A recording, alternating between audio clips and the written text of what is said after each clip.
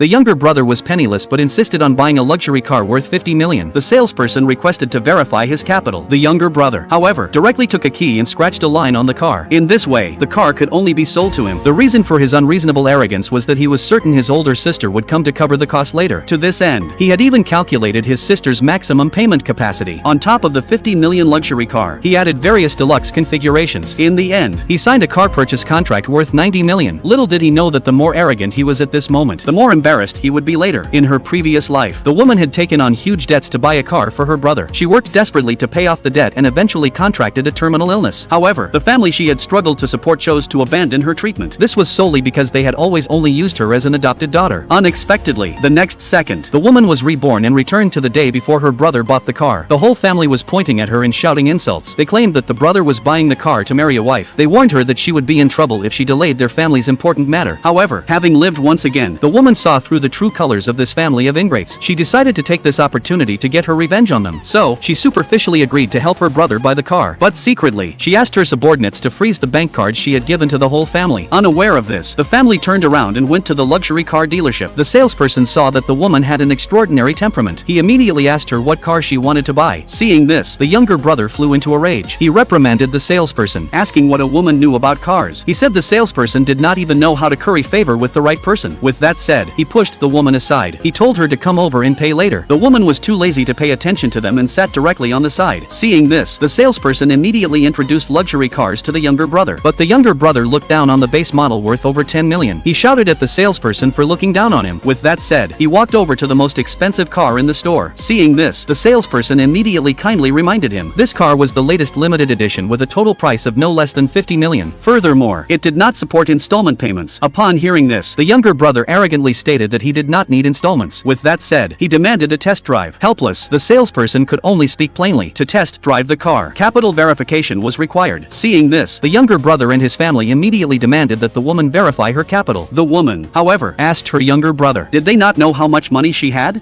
Upon hearing this, the younger brother and his family immediately began to discuss. Although the woman could earn a few million a year, she had a credit qualification of 100 million. So, the family immediately decided to buy this car. But at this moment, the salesperson sensed that something was wrong. He thought they were spending someone else's money and exceeding the budget. So, he kindly reminded them again to look at the ordinary models. However, the woman fanned the flames from the side. She claimed that her younger brother was the treasure of the family. They could not let him feel wronged. Upon hearing this, the younger brother gained even more confidence. He directly took out his keys and scratched the car door. Now, the salesperson had no choice but to sell him the car. But the younger brother was still not satisfied. He decided to find a way to spend 100 million before he would be willing to stop.